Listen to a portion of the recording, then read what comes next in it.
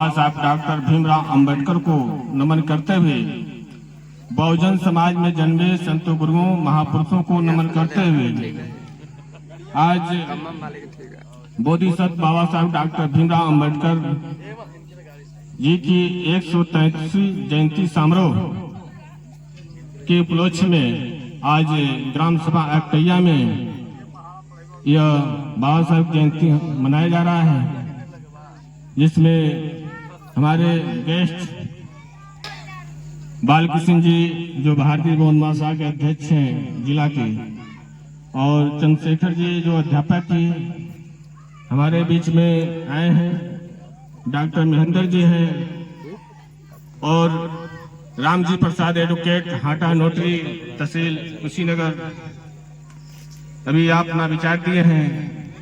अमरनाथ गौरव जी हमारे बीच में आज जो आयोजक हैं प्रमोद आपका नाम राम के आयोजक में ये उपस्थिति में हम लोग इनके सहयोग में आए हैं कि बाबा साहेब के जयंती कार्यक्रम सफल हो।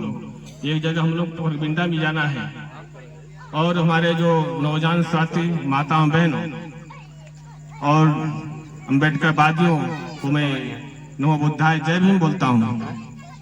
दोस्तों, बाबा साहेब की एक ऐसे ज्ञान का प्रतीक है, महापुरुष है, जो दुनिया में बहुत से महापुरुष पैदा हुए, लेकिन बाबा साहेब को कोई अलग उनका था जो समाज सेवा, बहुत से महा सुधारक हुए पैदा हुए, लेकिन बाबा साहब जो किए समाज का कोई दूसरा नहीं कर पाया। मदन मोहन मालवीय ने कहा था बाबा साहेब इस देश के बाबा साहेब इस देश के सभी ब्राह्मण बाबा साहेब अम्बेडकर को मुकाबला नहीं कर सकते, क्योंकि बाबा साहेब अम्बेडकर ज्ञान का अथाह सागर है।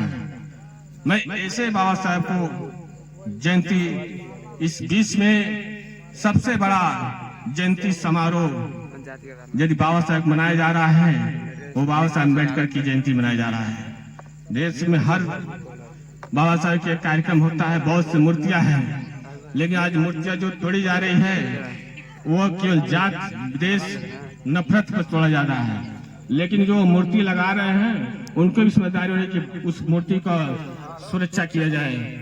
वो हम लोग कमी। अभी हमारे बीच राजकुमार पगला जी आ गए हैं, बहुत बहुत धन्यवाद। और बहुत पहले से लेकिन भटक रहे थे, अब आज पहुंचे हैं, लेकिन फिर भी हम लोग अपना समय दे रहे। आपका कार्यक्रम शुरू होगा। अब इनका कार्यक्रम सांस्कृतिक कार्यक्रम है। बहुत गोरखपुर में यह मशहूर गायक है, बाबा साहेब अम्बेडकर की और भगवान बुद्ध की संबंध में ये गाना गाते हैं। बहुत अच्छा कार्यक्रम है। इनका कार्यक्रम आप लोग सुनिएगा और देखिएगा। तो मैं संक्षिप्त में अपनी बात खत्म करेंगे। बाबा साहब का मैं जीवन परिचय थोड़ा सा मैं बता रहा हूँ। बाबा साहेब के जो दादा थे मालोजी सकपाल, मालोजी सकपाल के दो पुत्र थे, एक रामजी सकपाल, एक पुत्री थी मीराबाई। उनके दो ये संतान थे। उसके बाद रामजी सकपाल के जो भीम जी भीम जो बालक थे वो 14वीं संतान थे, जो 14वीं संतान थे, लेकिन 7 को अल्पवायु में ही मर गए, लेकिन 7 बचे थे, जिसमें वो मंजुला, तुलसी, रमा और बाबा साहेब के भीम का जो 2 भाई और थे, आनंद राव, बालाराव और छोटा या भीम, ये 7 जीवित थे, 7 मर चुके। यानी भीम जी जो है 14वीं रत्न यानी 14वीं संतान थे अपने परिवार में, ठीक है। इसी तरह जब बाबा साहब का जो शिक्षा के संबंध में जो बात आई, बाबा साहब पढ़ उनके रास्ते से, उनके घर के सामने से जो बच्चे सड़क पर जाते थे पढ़ने के लिए, तो यह बाबा साहब जो भीम जी वो तरसते थे कि हमको भी पढ़ना जाए, लेकिन छुआछूत की वजह से उनको स्कूल में दाखिला नहीं होता था। लेकिन अंग्रेज की सहायता से, अंग्रेज के सहयोग से इनके स्कूल में एडमिशन होता है, लेकिन फिर भी वहाँ ऐसा होता है कि वो रूम के अंदर नहीं पढ़ा जा रहा, रूम के बाहर ही पढ़ने का तय होता है, छुआछूत इतना था। तो ऐसे ऐसी जो है पानी पीने का अधिकार था, जो मटका था छूने का नहीं अधिकार था। अभी भी कार्यक्रम में अभी भी यह समय चल रहा है छुआछूत। राजस्थान में एक मटका छूने से एक बालक को मार दिया गया, दलित का ही समाज था। वह छुआछूत राजस्थान में 1 नंबर पर चल रहा है। वहाँ एक राजेंद्र जीत मेघवाल था, वो केवल मोछ रखा था, वो मोछ की वजह से उसको चाकू मार दिया, मर गया। क्योंकि दलित समाज वगैरह सवर्ण के बीच में मोछ को तान के चल रहा है, तो छुआछूत अभी चल रहा है। अभी कहीं कहीं कांड होता है, दलित का उत्पीड़न नहीं हो रहा है। आगे क्यों हो रहा है? वहाँ कमजोर है, इस समाज के लोग कमजोर हैं, इसलिए शिक्षा में कमी है और भी ज्यादा कमी है, जो समाज में जागरूकता नहीं है, इसलिए वो वहां मारे जा रहे हैं। तो हम लोग के जैसे बाबा साहब के संबंध में एक तरफ रामायण रख दीजिए, एक तरफ बाबा साहब का जीवन संघर्ष पढ़ लीजिए। अभी आपका आग लग जाएगा, रामायण को फेंक देंगे आप।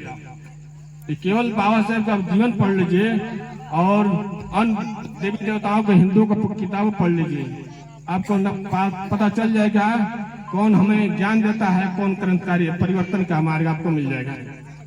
इसलिए मैं चाहूंगा, बाबा साहब ने बहुत से संघर्ष किए, पानी पीने का अधिकार और मंदिर में जाने का भी अधिकार, लड़ाई लड़े, पानी पीने के लिए लड़ाई लड़े। यहाँ तक ले बाबा साहब ने मनुस्मृति को जलाया। अकेले थे यह भारत में, लेकिन मनुस्मृति को जलाना आसान नहीं था। बाबा साहब ने मनुस्मृति भी जलाई और 1932 में 24 सितंबर 1932 में पूना पैकेट समझौता, बाबा साहब को उसको अकेले मुकाबला किए, लेकिन वो गांधी के सामने वो उनको झुकना पड़ा, लेकिन वो मर रहा था। गांधी जी ने मर रहा था, उनको जान बचाने के लिए कुछ समझौता हुआ, लेकिन हम लोग को दोहरी जो नागरिकता मिल जाता वो नहीं मिला, लेकिन उस पर यह सहमति हुआ आरक्षण वहीं से मिला शुरू हुआ। तो बाबा साहब ने संघर्ष किए, अपने 4 बच्चों को दवा का अभाव में उनको खो गए। 4 बच्चे उनके मर गए केवल दवा का अभाव में। बाबा साहब ने पढ़ने के इतने इच्छुक थे कि अपने बच्चों को नहीं देखे, अपने परिवार में देखे। लंदन में गए, उनकी औरत गोबर पास के वो बाबा साहब का पैसा भेजती थी और परिवार खर्चा भी चलाती थी। तो इसलिए